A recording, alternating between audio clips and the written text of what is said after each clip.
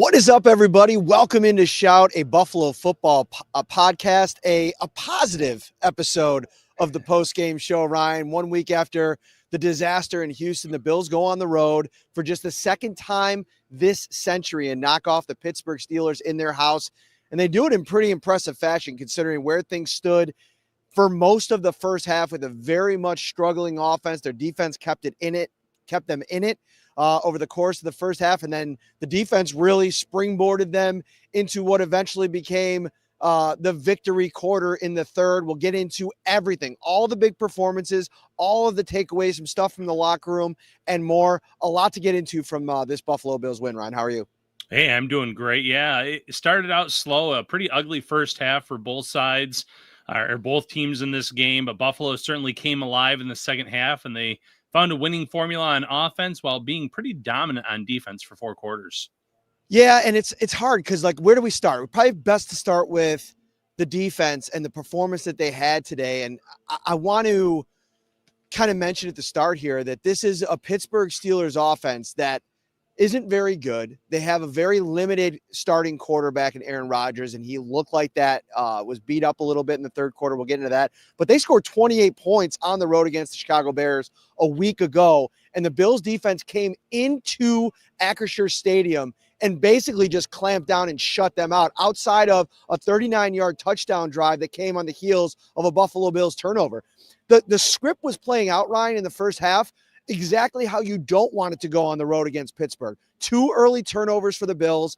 They had not lost the game all season when either tying or winning the turnover battle against another team. And I think this one ended up being 2-2 if I'm correct, right? 2 turnovers for the Bills, 2 for the Steelers. And it was just such a dominant performance. And who really kickstarted the party in the third quarter? Joey Bosa on an absolute monstrous pass rush. He hits Aaron Rodgers from behind, knocks him out of the game, which actually led to a second turnover. So he knocks down Aaron Rodgers, fumbles the ball, strip sack. Christian Benford picks it up, runs it in for a score. 5 plays later, Mason Rudolph's second throw while in the game, he airmails one over DK Metcalf's head.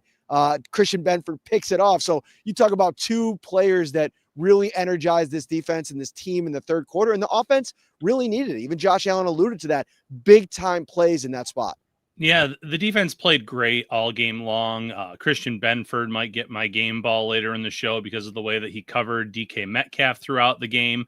I think his interception came on a ball that was intended for Darnell Washington that was airmailed, which is hard to do for a guy that's 6'7", 311 pounds. But it happened, and sure enough, you know, Benford made 2 plays and 2 consecutive drives to scoop and score, though, after Bosa's play. And, you know, Bosa, great pass rush on the play, gets the initial win. Rodgers is able to step away from it, and then he never gives up on the play, turns around, and Rodgers holds the ball a second too long, and before you know it, he's getting hit from behind. The ball's out. It was the type of momentum play that this team needed because, you know, Buffalo's offense was moving the ball in the first half, but they just couldn't sustain drives when it mattered or score points. You get the lead with a scoop and score by Benford and then an interception in a short field on the next drive, and that kind of woke up this offense as well.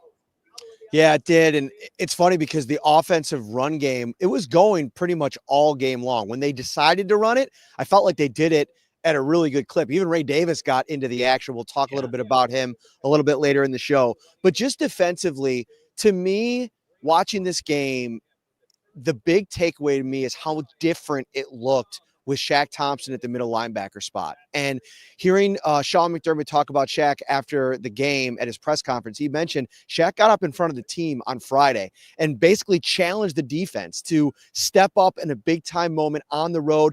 That's the kind of veteran leadership that I feel like this defense has been starving for. You look at all 3 levels. You know, Joey Bosa, he's probably the most accomplished player on this defense, but he's not really a rah-rah guy. He's not going to get up in anybody's face.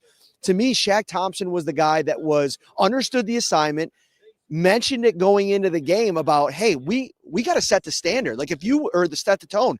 If you want to stop the run, it's a mindset. And that's another thing that the Bills talked about, being able to come into this spot in a road game where the Pittsburgh Steelers want to play bully ball. They're about as successful a team in the NFL when it comes to getting big bodies on the field, getting physical, getting their run game going with Kenneth Gainwell and Jaden Warren. And throughout this game, they had a couple of runs, Ryan, but I thought what the Bills were doing in the backfield and at the line of scrimmage, this was one of the most impressive performances against the run that we've seen out of this defense. As the calendar's getting ready to move to December, this is a really important performance for that group as a whole, and to be able to rely on that side of the ball to help you win a game on the road like this. Yeah, Shaq Thompson said earlier this week, and I cannot remember who had the interview with him.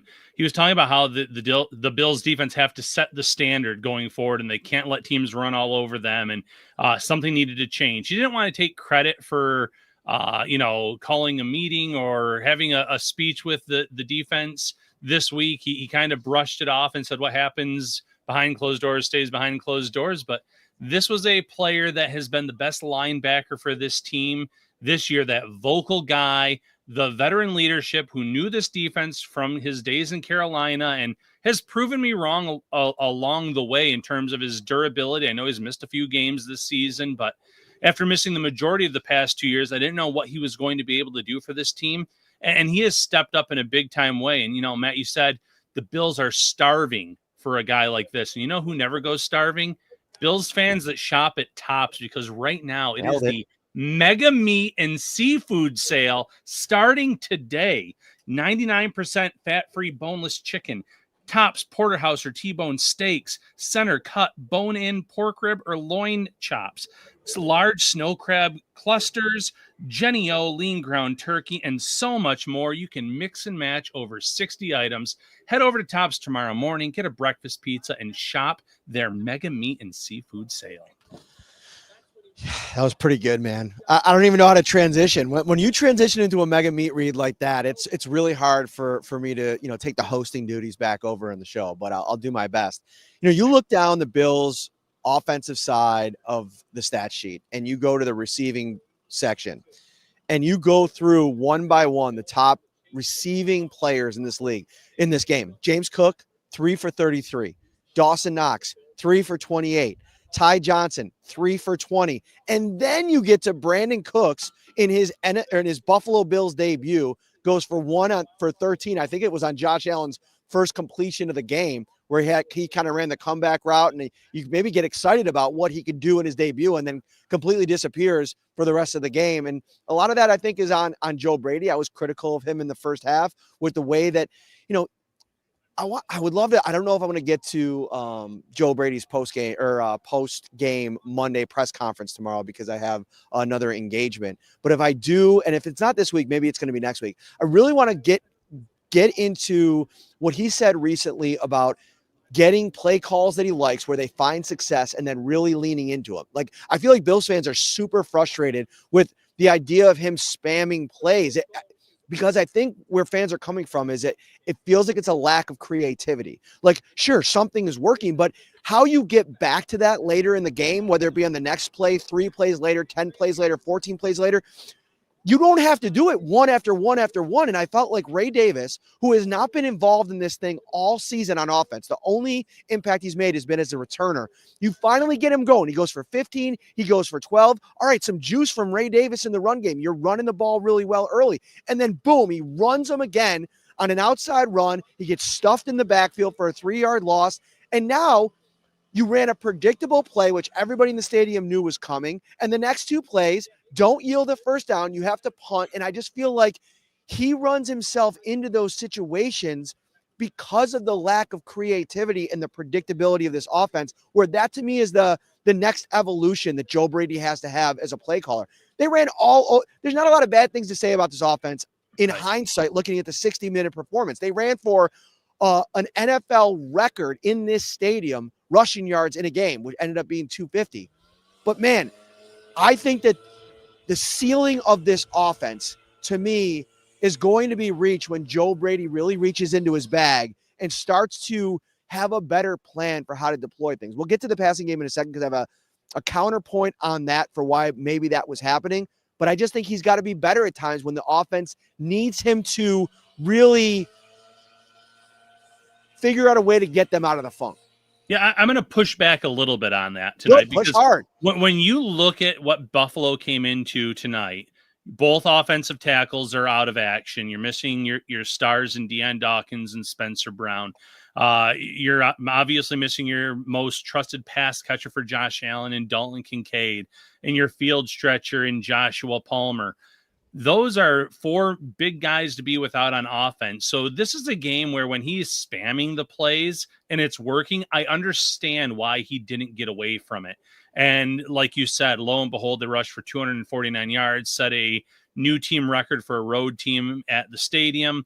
Really just kind of out-physicaled Pittsburgh, held the ball for 42 minutes at that, which limited Pittsburgh to I think it's like 108 yards passing and 58 yards rushing in the game. They could do nothing because of the way that Buffalo dominated the time of possession. So given the circumstances, the players out, and the fact that huge kudos to Ryan Vandemark and Alec Anderson for really holding down the fort at the offensive tackle positions and helping this team run the ball extremely well. I think the circumstances, I'm okay with how this game plan turned out. It reminded me of the Dallas game from a few years ago where the Bills ran wild on them and it was the same play call over and over and over again, and it worked. So, you're right. I do want to see this next evolution in his game, some more creativity, keeping opposing defenses on their toes. But given the personnel, I think that this was a great game plan for Pittsburgh. So here's what I'm going to say back to it. And there's a quote I just saw come across my timeline that backs up your point. So you're probably right in this. But the thing here that I worry about is games. I don't think that they were scared at all about this Pittsburgh Steelers offense, right? Like it felt like coming in, planning for them. The game plan felt like we are going to stay safe as possible. We're going to get the ball out of Josh Allen's hands as fast as possible, which I really think that's why he threw that interception to Gabe Davis. He just wanted that ball out as quick as possible, and it worked. I saw a lot of fans talking about going into the game, like keep Josh Allen safe at all costs in this game. And so if that was your number one priority, I totally get it. And Ray Davis goes for 15, then he goes for 12. Sure. But the issue is then you get into a game where on the other side of the ball, like next week against the Cincinnati Bengals, you get really predictable. You don't score on 2, 3, 4 possessions. And now the Cincinnati Bengals have it going and they've already scored 14 points or 17 points. And now you got to pray from behind and figure out a way. And the other thing too is like, this isn't a very good pass defense for the Pittsburgh Steelers. And it felt like to me, and the frustration that I had in the moment watching that play call in particular is because you should be able to attack down the field, and it felt like you were playing scared. I think I said it in the game. It felt like the Bills were scared of their own shadow with how they were calling the game. In hindsight, go on the road, get an important win on the road. You got to do it. I just don't think this particular plan is going to work against some of the other teams, and that's why they have some of the egregious losses that they do have on their schedule. I think this is an element to why they've had some head-scratching losses and performances on offense. Yeah, and tonight, obviously, the passing game looked broken for most of the game. The first half, it was only Cooks that had a reception at the wide receiver position, and against a team that's not great against the pass, that's not ideal. I think that Pittsburgh, though, was sitting on plays, knowing that Buffalo's game plan was to get the ball out quickly. I do agree that they'll have to adjust going against Cincinnati. I know Cincinnati's coming off of a great performance against Baltimore where they played well on both sides of the ball, but that is still a defense, in my opinion, that the Bills are going to be able to put up a lot of yards on it and score plenty of points as long as they are able to kind of mix things up a little bit. And you'd like to believe that Deion Dawkins will be available next week in that game. And whether or not Spencer Brown can go, time will tell. Kincaid felt like he was close this week. You're probably getting him back for that game. At worst, it feels like this has shootout potential. But, man, the last 6 quarters by this Bills defense gives me maybe a little bit of hope that they're turning a corner and are figuring things out, because they were dominant in the second half against the Texans, excuse me. And then over 4 quarters against Pittsburgh. Now, Joe Burrow, Jamar Chase, possibly T. Higgins back in that lineup. That's a whole different beast, whole different animal, much more challenging than Davis Mills and a broken down Aaron Rodgers. But I've at least seen some signs and glimpses that maybe this defense, isn't going to allow 40 plus in a matchup against a dangerous Bengals offense. It's dangerous this time of year, Ryan, losing money on expensive last minute airplane trips. And if you don't want to get your wallet absolutely destroyed, Don't be dangerous. Be smart. Go to Amtrak.com right now and let them take care of all your holiday travel. No middle seats, generous luggage policy, ease of travel. You arrive in comfort on every trip. Free Wi-Fi, stay connected, share fares, small groups get discounts up to 60% off, and kids always ride 50% off. Have you ever been to New York City at the holidays? New York City during the holidays is magical, and taking the train is part of the experience. It's a great way to take the family or a group of friends. No driving, stress-free, and relaxing. Head over to Amtrak.com right now for more details. Last thing on this point before we move on, TJ Watt was quoted after the game. I just saw this pop up. I've never seen a team run the same play that much and that have that kind of success on the ground. So, this is a defense that I think is a proud defense. They got some thumpers at all three levels. And I think that the message sent as the calendar shifts to December, I don't want to downplay how important that is, what the Bills did in this game. I might have some qualms with how Joe Brady has gotten this done and the inability at times of the passing game. And when they've needed it at times, it doesn't feel like they've had the ability to unleash Josh Allen in the passing game. But they wanted to be a running team with a running dual threat quarterback in Josh Allen. And when they play like this, it almost feels like they're inevitable. And man, I think also the Pittsburgh Steelers sent a message to the entire NFL. Do not hit Josh Allen late. Do not start trash talking with Josh Allen, because I feel like when those things happen, that gets the Bills so fired up. Like Alec Anderson came flying in after that late hit on Josh Allen. Allen was going back and forth with Cam Hayward. I shared a clip of them going back and forth. I could see it from the press box. It felt like every play, the two of them were screaming at each other. And it wasn't even really Josh screaming. It was Cam Hayward screaming and Josh Allen just kind of like screaming out into the distance like an absolute psychopath. It was pretty entertaining to watch. Yeah, it was a very chippy game. You had DK Metcalf and Christian Benford going at it at times. A lot of pushing and shoving between both teams, but the Bills were the ultimate bully in this game in terms of the way they were able to dominate Pittsburgh, and they had to frustrate some great players like Watt, Cam Hayward. They have a good defensive front, but you wouldn't have known it with the way that they played against the Bills. They weren't able to get home much against Josh Allen. The pressures were there early for sure, and then they could not stop the run to save their lives. So this was an excellent performance by the Bills in terms of execution and then cleaning up their mistakes from the first half to the second half. Let's get into this run game, because I am going to hand out my Amtrak Hype Train Player of the Game award to number 4, James Cook. This was, at this point in James Cook's career, he's no longer a guy that teams aren't game planning for. Of course you worry about Josh Allen and what he can do, but teams every week probably start their week and how are we going to mitigate James Cook's impact on a game? We've seen it this season, 200 plus yards on several occasions. I think it was 2 different occasions, if not just definitely one. Today he was unstoppable. And to that point that TJ Watt made, the Bills ran 63% of their plays as run plays in this game. James Cook ended up going 32 carries for 144 yards. Ryan, 4.5 yards a carry on that kind of workload. And oh, by the way, leading the team in receiving yards, having over 150 all-purpose yards on the road against the Pittsburgh Steelers when they're trying to set a physical tone in this game. And their division hopes maybe lingering on the line in this game, and maybe their playoff hopes fading away with a loss. And nothing that the Pittsburgh Steelers did could slow down James Cook. He was spectacular in this game. Yeah, great choice. I'm going to go on the other side of the ball. I'm going Christian Benford, the scoop and score to give the Bills the lead in the second half off of Joey Bosa's strip sack, the interception on the next drive, and then holding DK Metcalf to 3 catches for 32 yards. I know Metcalf has not set the world on fire in Pittsburgh. He started out really strong this year, but to be given that task of lining up with their number one, and he was with him for most of the game, and limiting him in that fashion was impressive. He didn't back down when they kind of got into that shoving wrestling match in the end zone. He fought hard, and he looked the part of a number one cornerback.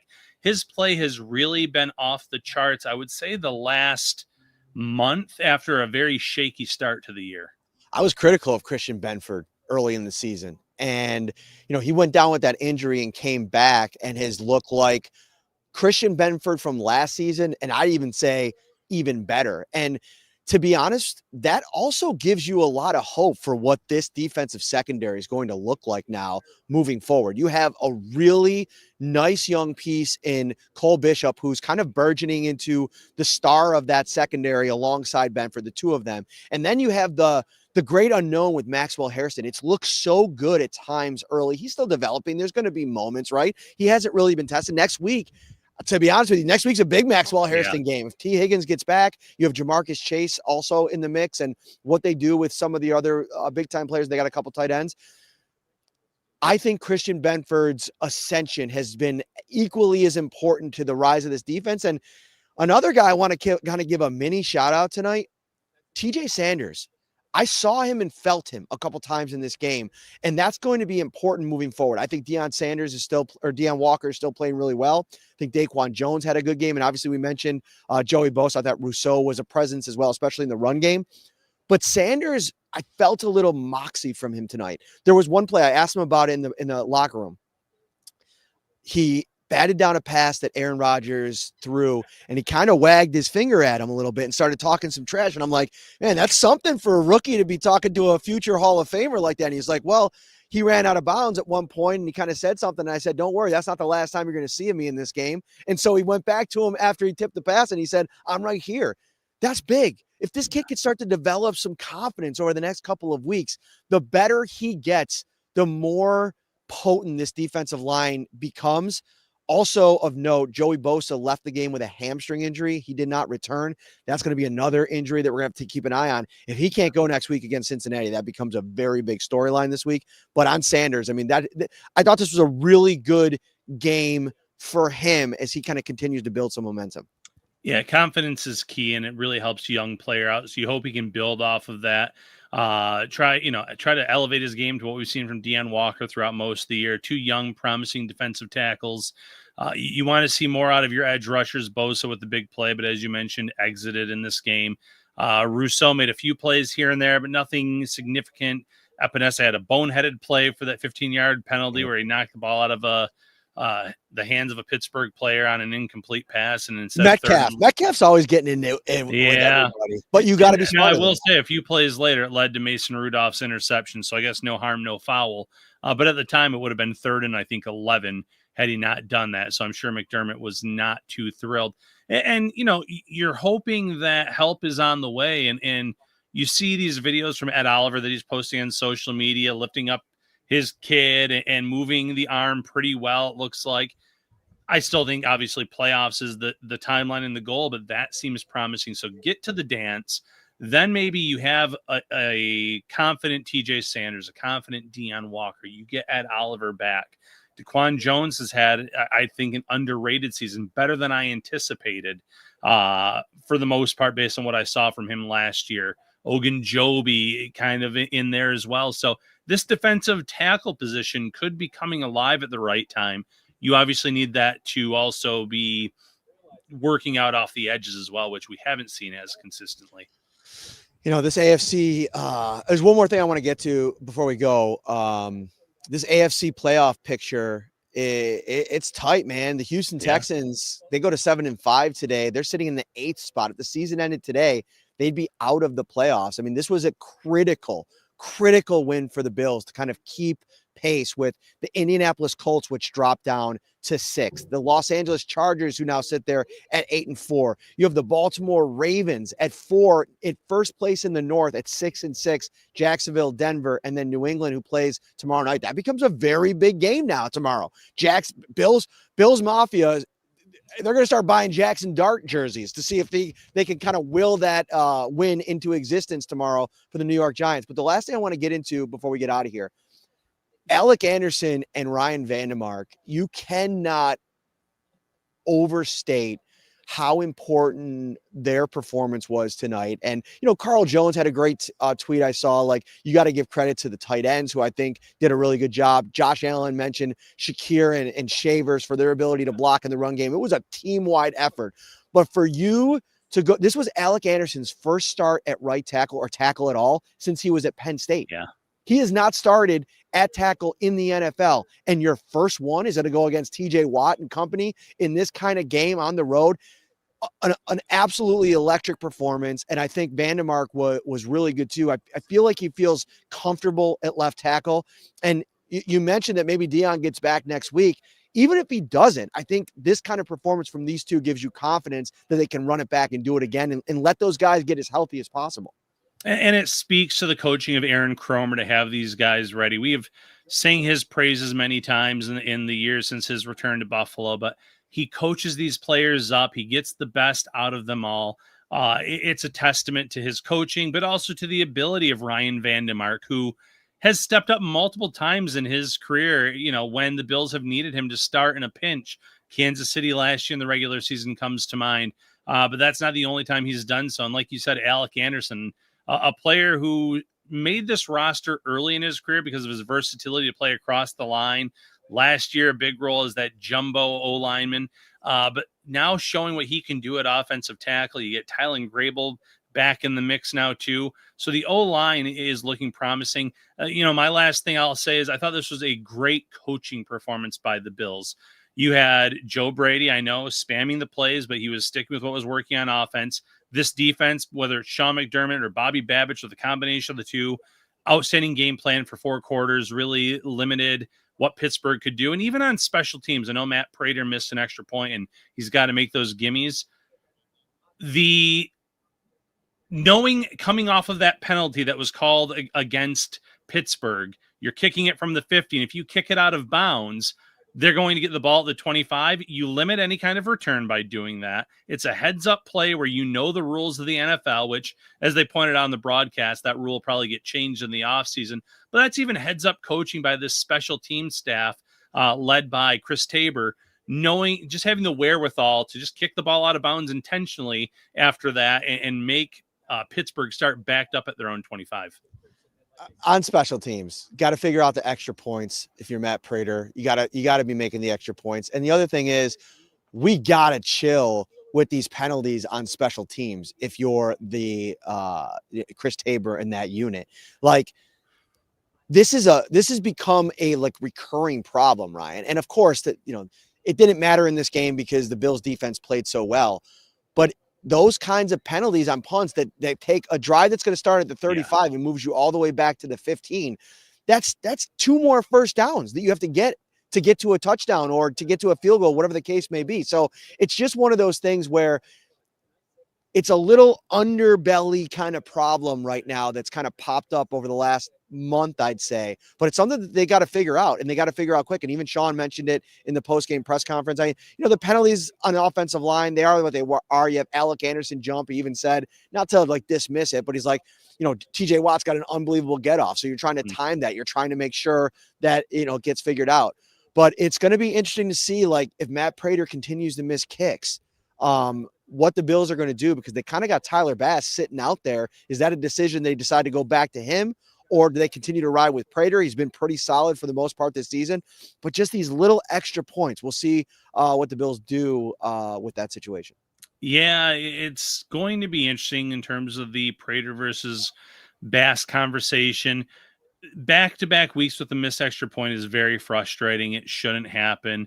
But Prater has been really solid overall, and no knock on Tyler Bass, but we've been on the roller coaster with Tyler Bass over the years. I don't just think that this is some proven entity waiting in the wings to come in. So it's kind of a be careful what you wish for type of situation. The penalties on special teams, though, certainly need to be cleaned up, especially on plays where you probably have a good feeling that Khalil Shakir, especially on punt returns, is going to call for a fair catch. So what are you doing? Putting yourself in a situation where you're then backing up your team an additional 10 yards, knowing there's not really going to be a return most likely in those scenarios. So certainly areas to clean up, but a promising win. You now have teams that are behind you that you have head-to-head wins over. Pittsburgh, obviously, Kansas City. You're trying to keep your distance from those teams that are trying to fight for that last or one of the last wildcard spots, while also keeping any chances alive of potentially winning the division. It was a wild environment in here tonight, Ryan. Like late in the fourth quarter, the Bills dominating. There's no answers on the Pittsburgh side. Renegade starts playing. Remember years ago when Renegade was going down in 2019 and Matt Barkley was spinning the jacket and it was just the whole vibes? Well, the Bills didn't have to do anything when Renegade played this time because the entire stadium full of Steelers fans started booing. Like, how dare you play this Renegade song with us down 2 scores right now? And then late in the fourth quarter, like loud, I don't know if you could hear it on the broadcast, fire Mike Tomlin chants like ringing throughout the stadium. Yeah. I mean, it was quite a scene here for the Bills to come on the road and lay the smack down the way that they did in the second half. This could be one of those kind of performances. We go back to previous seasons, right? Like the Denver game where they fired Ken Dorsey the one year, the Tampa Bay game where they played really well in overtime and they didn't win, but it got their season jump started. This could be the kind of performance on the road against the Steelers that really energizes this group and gives them the kind of push they need to go and win a bunch of games and maybe even try to get back in this division race, which I really thought they could have a chance to do. We'll see what the New England Patriots do tomorrow night. Yeah, and a great opportunity to maybe get a win over a team in Cincinnati that's been their Achilles heel over the last few years. It feels like in those matchups where Burrow has been playing, get your confidence and beat a team that you've struggled with and really bury the Bengals from getting back into the playoff hunt this year. So there's a lot riding on and a lot of positives to take out of this win over Pittsburgh. All right, that'll do it for this episode. Make sure you like, subscribe, download, everything for the Shout Pop podcast. We really appreciate all your support. It's freezing out here. I got to get back inside. Ryan, take care, and everybody have a great week coming up.